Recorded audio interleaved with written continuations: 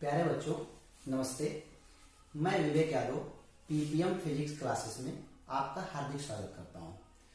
आज मैं आप लोगों को कक्षा 10 के पहले चैप्टर प्रकाश के परावर्तन एवं अपवर्तन के बारे में बताऊंगा।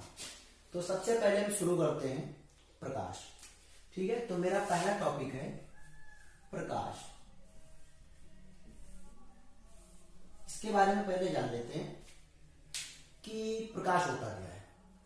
प्रकाश ऊर्जा का वह रूप है जिसकी सहायता से हम वस्तुओं को देख पाते हैं।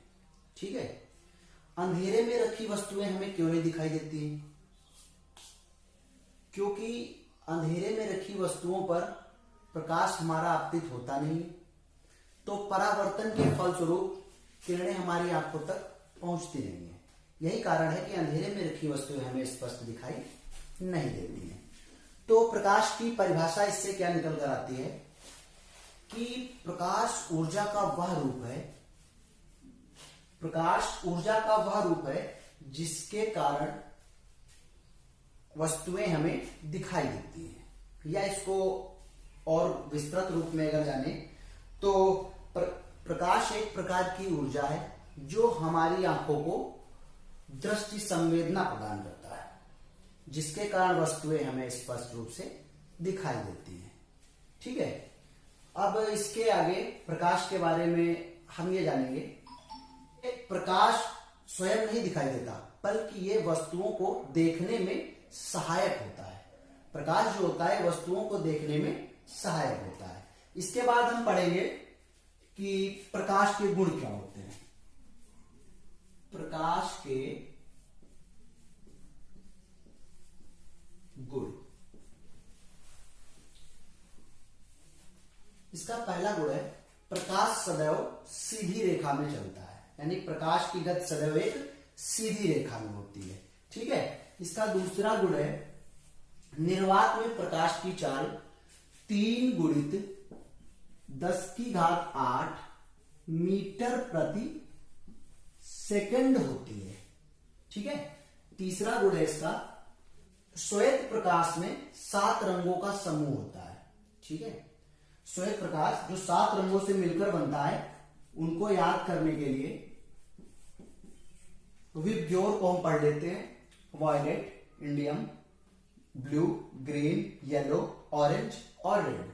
ठीक है, जब प्रकाश हमारा किसी चिकने पॉलिशदार तल पर गिरता है तो क्या होता है कि वो तल द्वारा परावर्तित कर दिया जाता है। इसके द्वारा हमें प्रकाश में परावर्तन की घटना का पता चलता है। अगर एक पारदर्शी माध्यम से प्रकाश की किरण किसी दूसरे पारदर्शी माध्यम में प्रवेश करती है तो प्रकाश की किरण की दिशा व चाल दोनों बदल जाती है। इस घटना से हमें प्रकाश के अपवर्तन के बारे में पता चलता है। और इसकी जो एक और खास बात है ये है कि प्रकाश अपारदर्शी माध्यम में कभी प्रवेश नहीं कर पाता है। ठीक है, प्रकाश अपारदर्शी माध्यम में कभी प्रवेश नहीं कर पाता है। तो ये कुछ मुख्य गुण थे प्रकाश के, जिसके बारे में मैंने आप लोगों को बताया। और साधारण प्रकाश की तरंगदैर्घ्य 3900 एंगस्ट्रॉम से 7800 एंगस्ट्रॉम के बीच होती है। इसके बाद हम पढ़ेंगे प्रकाश के स्रोत और परावर्तन के आधार पर वस्तुएं कितने प्रकार की हो सकती हैं। ठीक है, तो इसके बारे में प्रकाश के स्रोत एवं परावर्तन के आधार पर हम ये देखते हैं कि वस्तुएं 2 प्रकार की होती हैं। पहला इसमें है प्रदीप्त वस्तुएं। प्रदीप्त वस्तुएं। अब प्रदीप्त वस्तुएं क्या होती हैं? वे वस्तुएं जो स्वतः प्रकाश उत्पन्न करती हैं। ठीक है, वे वस्तुएं जो स्वतः प्रकाश उत्पन्न करती हैं प्रदीप्त वस्तुएं कहलाती हैं। जैसे क्या हो गया, इसके उदाहरण अगर हम देखें, इसके एग्जाम्पल्स हो सकते हैं सूर्य, बल्ब, और भी देख ले तो मोमबत्ती आदि। ये हमारी कौन सी वस्तुएं हो गई? प्रदीप्त वस्तुएं। ठीक है, दूसरी आती हैं अप्रदीप्त वस्तुएं। अप्रदीप्त वस्तुएं। ठीक है, वस्तुएं, जैसा कि नाम से ही पता है कि वे वस्तुएं जो स्वतः प्रकाश उत्पन्न नहीं करती, बल्कि प्रदीप्त वस्तुओं के प्रकाश के द्वारा ये दिखाई देती हैं। ये कौन सी कहलाती है? अप्रदीप्त वस्तुएं। यानी वे वस्तुएं जो किसी दूसरे स्रोत द्वारा जब इन पर प्रकाश आपतित होता है तो परावर्तन के फलस्वरूप हमें दिखाई देती है, अप्रदीप्त वस्तुएं कहलाती हैं। जैसे कि उदाहरण देख लें हम, मेज, पंखा, साइकिल आदि। ठीक है, तो प्रदीप्त वस्तुएं क्या होती है? वे वस्तुएं जो स्वतः प्रकाश उत्पन्न करती है, प्रदीप्त वस्तुएं कहलाती है। और अप्रदीप्त वस्तुएं कौन सी होती? जो स्वतः प्रकाश उत्पन्न नहीं करती, बल्कि प्रदीप्त वस्तुओं द्वारा उत्पन्न प्रकाश के आपतित होने के फलस्वरूप उसके बाद परावर्तन होता है, हमारी आंखों में संवेदना प्रदान होती, तब हमें दिखाई देती, वो कहलाती है अप्रदीप्त वस्तुएं। ठीक है, इसके बाद अगला टॉपिक आता है हमारा प्रकाश की किरण या प्रकाश किरण। ठीक है, प्रकाश की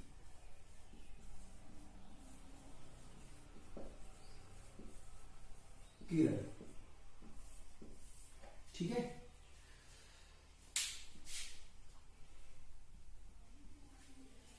किसी समान माध्यम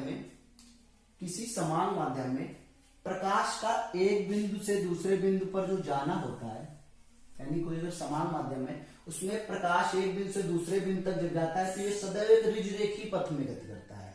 तो प्रकाश का किसी समान माध्यम में एक बिंदु से दूसरे बिंदु तक ऋजुरेखी पथ में गति करना, और यही क्या कहलाती है? प्रकाश की किरण। ठीक है, मान लिया पहले प्रकाश इधर था, एक ऋजुरेखी पथ पर जाते हुए एक समय पर प्रकाश यहां पहुंचा, तो ये क्या कहलाती है? एक बिंदु से दूसरे बिंदु तक ऋजुरेखी पथ में इसने गति किया, तो ये टोटल हमारा क्या कहलाता है? प्रकाश की किरण कहलाती है। ठीक है, अब प्रकाश की किरण, इसके बाद हम पढ़ेंगे प्रकाश किरण पुंज। प्रकाश किरण पुंज।